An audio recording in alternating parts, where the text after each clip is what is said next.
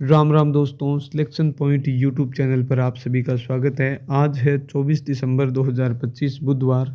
आज के current affairs में हम राजस्थान पत्रिका, दैनिक भास्कर और सूजस सार संग्रह के महत्वपूर्ण प्रश्नों पर चर्चा करेंगे। सूजस की जो रिपोर्ट है उसमें डाटा दिए हुए हैं, उन पर भी हम चर्चा करेंगे जो परीक्षा के लिए बहुत इंपॉर्टेंट होते हैं। हमारे यूट्यूब चैनल सिलेक्शन पॉइंट पर अगर आप नए हैं तो चैनल को सब्सक्राइब करें। अगर इस वीडियो की पीडीएफ प्राप्त करना चाहते हैं तो Telegram channel selection point official को ज्वाइन करें, जिसका लिंक मैं इस वीडियो के डिस्क्रिप्शन में आपको उपलब्ध करवा दूंगा। चलिए स्टार्ट करते हैं। सबसे पहली न्यूज़ है Jaipur jewellery show. Jaipur jewellery show, ये इसका आयोजन कहाँ पर हुआ? इसका आयोजन हुआ जयपुर ज्वेलरी शो का सीतापुरा स्थित Jaipur exhibition and convention centre में। सीतापुरा स्थित Jaipur exhibition and convention centre में आयोजित हुआ इसका। इसमें उप मुख्यमंत्री डॉक्टर प्रेमचंद बैरवा ने भी भाग लिया। ये मुख्य अतिथि थे। तो यही है इसकी मेन बात, यही है, और इसमें कोई ज़्यादा इम्पोर्टेंट फैक्ट नहीं है। फिर अगली न्यूज़ है मारवाड़ी महोत्सव कहाँ पर हुआ है? ये उड़ीसा के संबलपुर में हुआ है और लोकसभा अध्यक्ष ओम बिरला ने भी इसमें भाग लिया। मुख्यमंत्री भजनलाल शर्मा ने भी इसमें भाग लिया। संबलपुर उड़ीसा, ये आप याद रखना। फिर अगली न्यूज़ है सऊदी अरब ने पाकिस्तान के सेना प्रमुख आसिम मुनीर को देश का सबसे अहम नागरिक सम्मान king Abdul Aziz medal of excellence दिया है। तो इससे आप समझ सकते हैं कि पाकिस्तान और सऊदी अरब के रिश्ते हैं वो दिन प्रतिदिन मजबूत होते जा रहे हैं। यह सऊदी अरब का सर्वोच्च राष्ट्रीय पुरस्कार है जो इस में दिया गया जब हज़ारों पाकिस्तानियों को भीख मांगने के जुर्म में सऊदी अरब से निकाला गया है।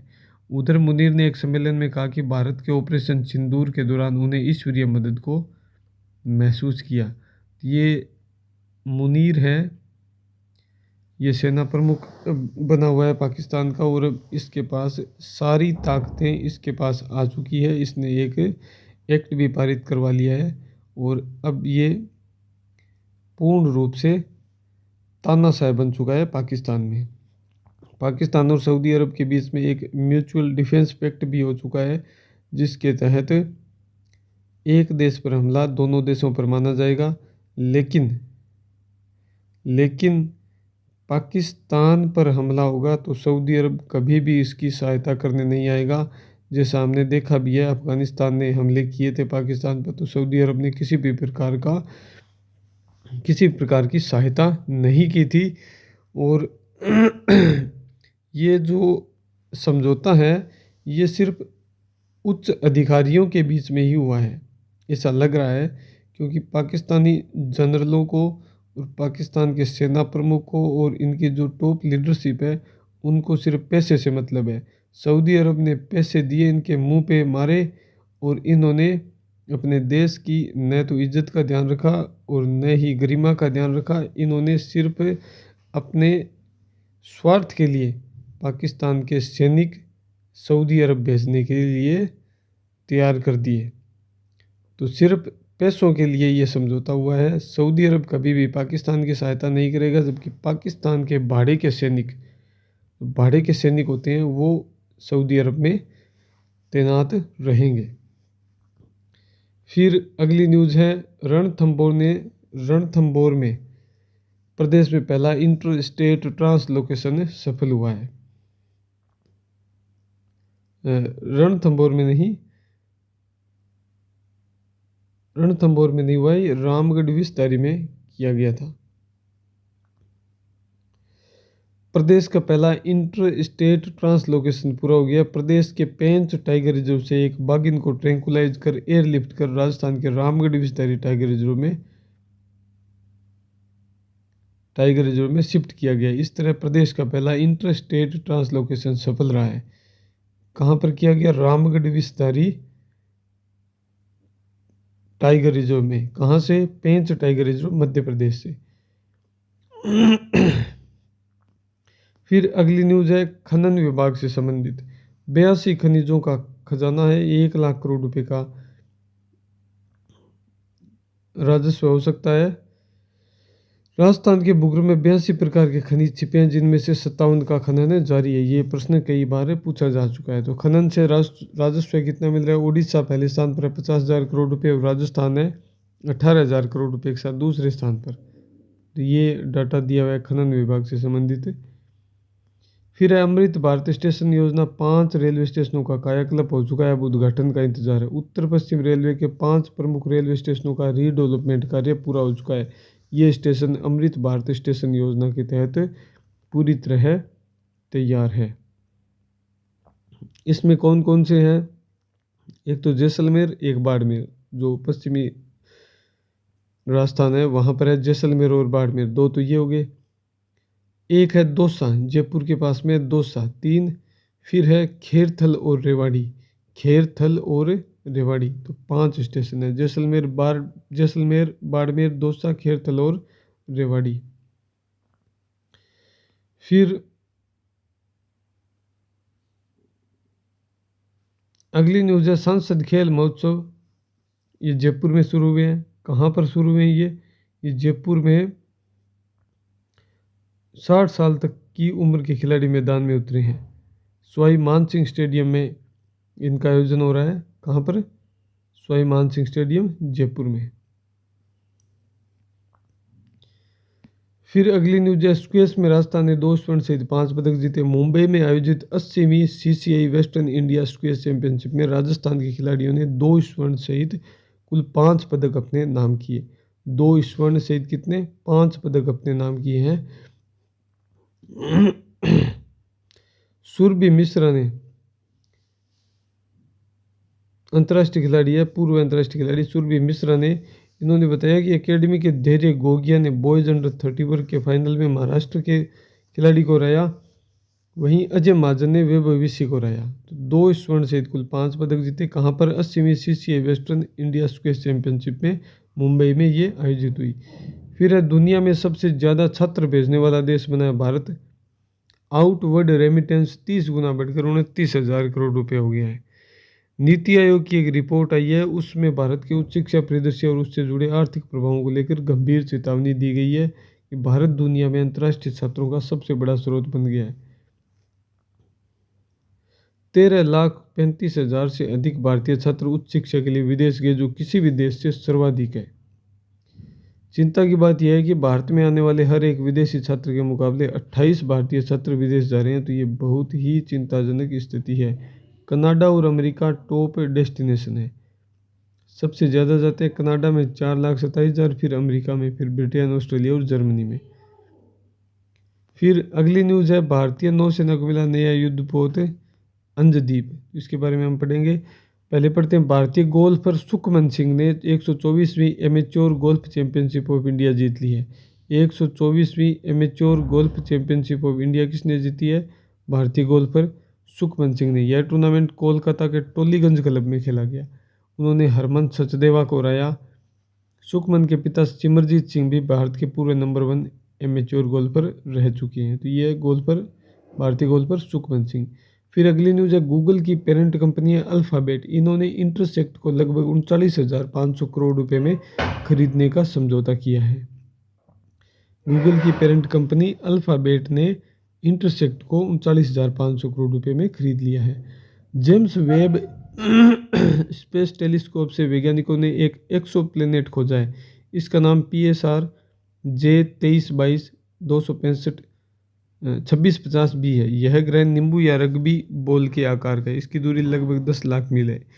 इस ग्रह का एक साल 7.8 घंटे का होता है। तो जेम्स वेब स्पेस टेलीस्कोप से वैज्ञानिकों ने एक एक्सो प्लेनेट खोजा है। इसका नाम है PSR J2322 2650b है।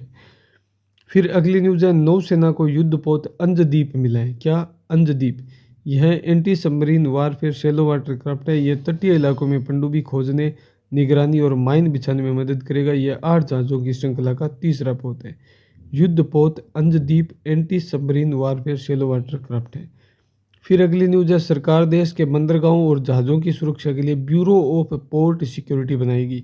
क्या बनाएगा? ब्यूरो ऑफ पोर्ट सिक्योरिटी, जहाज़ों और बंदरगाहों की सुरक्षा के लिए। यह मर्चेंट शिपिंग एक्ट 2025 के तहत बनेगा। Bureau of civil aviation security के मॉडल पर इसे बनाया जाएगा। अगली न्यूज़, पिछले वीडियो में हमने 2-3 वीडियो थे उनमें पढ़े भी थे शायद कि भारत में डोपिंग के सबसे ज़्यादा मामले सामने आए हैं। वर्ल्ड एंटी डोपिंग एजेंसी की वार्षिक रिपोर्ट वाडा और इंडिया में कौन सी है, नाडा, नेशनल एंटी डोपिंग एजेंसी। लगातार तीसरे साल डोपिंग के मामले सबसे ज़्यादा सामने आए हैं। कहाँ पर, भारत में।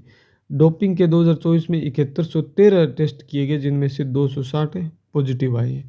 तो भारत में पॉजिटिव रेट कितना है, 3.6%, 260 पॉजिटिव आए हैं। अगली न्यूज है word of the day, Chillai Kalan. यह शब्द बहुत फेमस रहता है सर्दियों के समय में। यह शब्द फारसी भाषा से है, चिल्लई कलां। यहाँ चिल्ला मतलब 40 और कला मतलब बड़ा होता है, 40 और बड़ा। चिल्लई कलां कश्मीर में सर्दियों का सबसे ठंडा और कठिन दौर होता है। यह 40 दिनों का समय होता है जो हर साल 21 दिसंबर से 30 जनवरी तक चलता है। कब से, 21 दिसंबर से 30 जनवरी तक। इस दौरान तापमान अक्सर शून्य से नीचे चला जाता है। मैदानों में बारिश होती है जबकि ऊंचे इलाकों में भारी बर्फबारी देखने को मिलती है। झीलें, नदियां और अन्य पानी के स्रोत जमने लगते हैं। चिल्लई कलां के बाद 20 दिनों का चिल्लई खुर्द आता है, फिर 10 दिनों का चिल्लई बच्चा का दौर आता है। तो ये मौसम से संबंधित है। कश्मीर, आज का दिन 24 अक्टूबर राष्ट्रीय उपभोक्ता दिवस। हर साल पूरे देश में आज राष्ट्रीय उपभोक्ता दिवस मनाया जाता है। इसका उद्देश्य उपभोक्ताओं के अधिकारों को लेकर जागरूकता बढ़ाना है। कब से, 24 दिसंबर को राष्ट्रीय उपभोक्ता दिवस मनाया जाता है। इसके बाद में ज्ञानपीठ पुरस्कार विजेता थे साहित्यकार विनोद कुमार जी शुक्ल। इनका 88 वर्ष की उम्र में निधन हो गया। हिंदी साहित्य के शिखर पुरुष थे विनोद कुमार जी शुक्ल, जो अपने अंतिम क्षणों में भी कुछ न कुछ लिख रहे थे। एम्स रायपुर में इन्होंने अपनी अंतिम सांस ली। ज्ञानपीठ पुरस्कार जो कि साहित्य का सर्वोच्च सम्मान है, उनसे भी उन्हें नवाजा गया। उनकी प्रसिद्ध रचना है सब कुछ होना बचा रहेगा।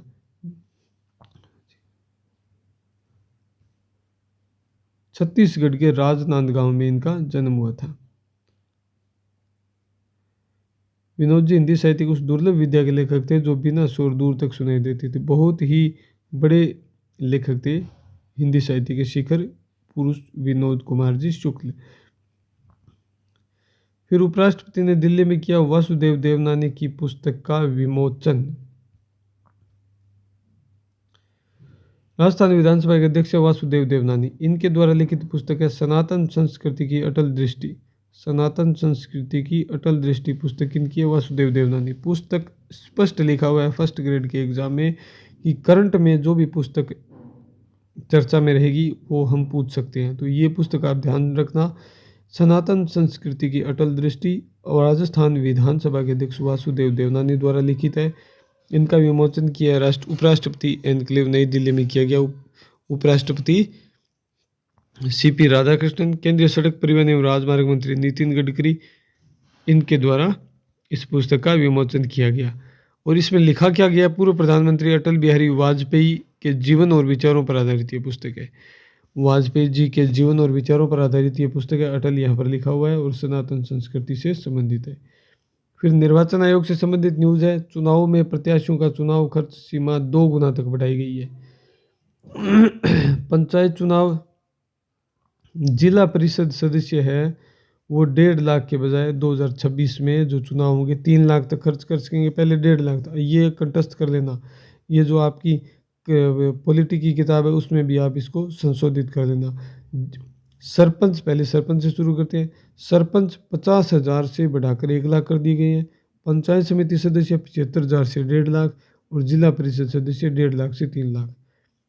निकायों में नगर पालिका में 1 लाख से 1.5 लाख कर सकते हैं।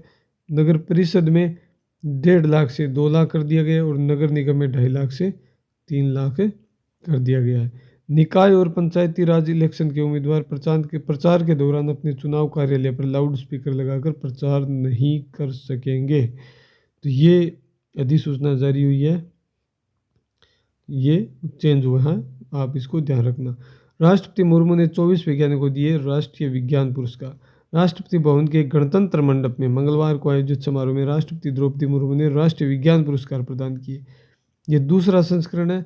4 श्रेणियाँ होती है इसमें, विज्ञान रत्न, विज्ञान श्री, विज्ञान युवा और विज्ञान टीम। विज्ञान रत्न, विज्ञान श्री, विज्ञान युवा और विज्ञान टीम, इसमें कुल 24 वैज्ञानिकों को सम्मानित किया गया है। राष्ट्रपति मुर्मू द्वारा प्रसिद्ध खगोल भौतिक शास्त्री जयंत नार्लिकर को मरणोपरांत विज्ञान रत्न पुरस्कार से सम्मानित किया गया। ये इंपॉर्टेंट प्रश्न है कि विज्ञान रत्न पुरस्कार से कौन सम्मानित हुए हैं? प्रसिद्ध खगोल भौतिक शास्त्री जयंत नार्लिकर को मरणोपरांत विज्ञान रत्न पुरस्कार से सम्मानित किया गया। नार्लिकर को यह सम्मान ब्रह्मांड विज्ञान और विज्ञान के प्रचार में योगदान के लिए दिया गया। फिर है ऑपरेशन सिंदूर के छोटा योद्धा को मिलेगा प्रधानमंत्री राष्ट्रीय बाल पुरस्कार। ममदोट के श्रवण सिंह ने कम उम्र में ऐसा साहस और सेवा भाव दिखाया कि आज लोग उन पर गर्व करते हैं। ऑपरेशन सिंदूर के दौरान इन्होंने भारतीय फौज की मदद की थी और इन्हें प्रधानमंत्री राष्ट्रीय बाल पुरस्कार से सम्मानित किया जाएगा।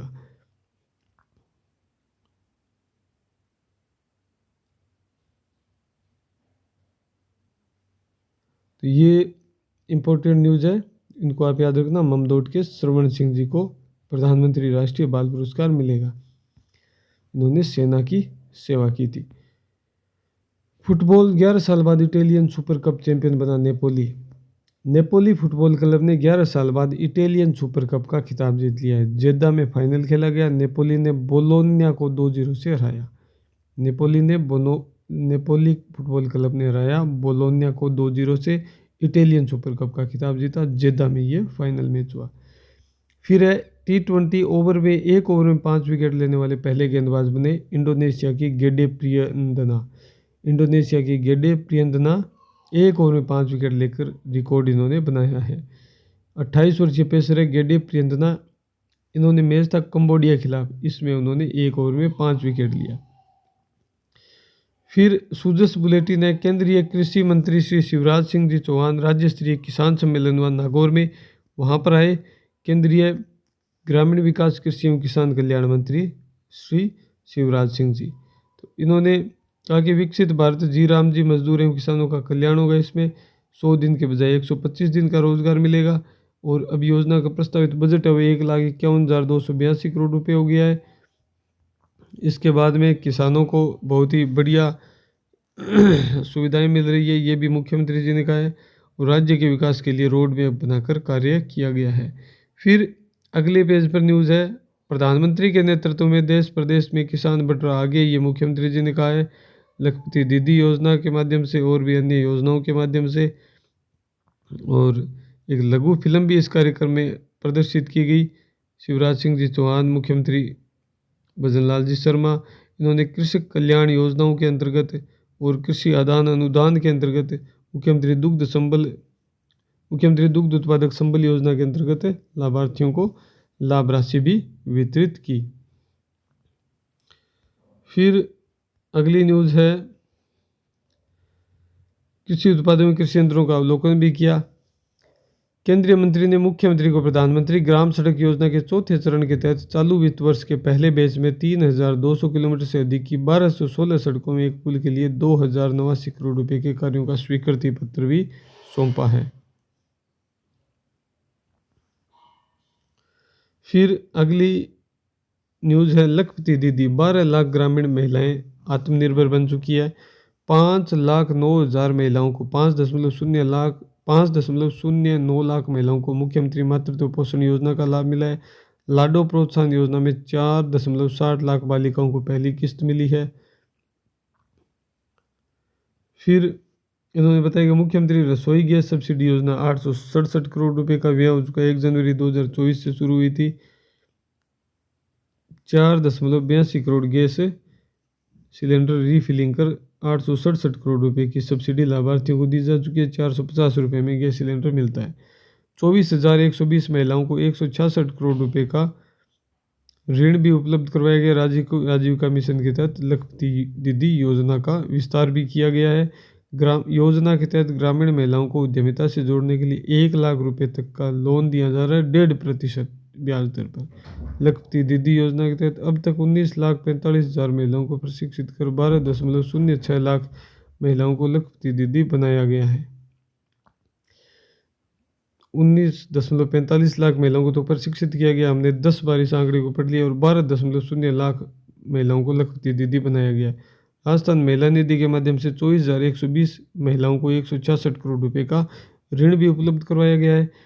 फिर मुख्यमंत्री मातृत्व पोषण योजना के तहत 5.09 लाख महिलाओं को लगभग 169.80 करोड़ रुपए की सहायता राशि प्रदान की गई है। 4.14 लाख स्कूली छात्राओं को 181 करोड़ रुपए की आर्थिक सहायता भी उपलब्ध करवाई गई है। राज्य सरकार द्वारा कृषि संकाय में अध्ययनरत 58,397 छात्राओं को लगभग 103 करोड़ रुपए की प्रोत्साहन राशि दी गई है। फिर 19,24,000 महिला पेंशनर्स को आर्थिक सुरक्षा मिली है।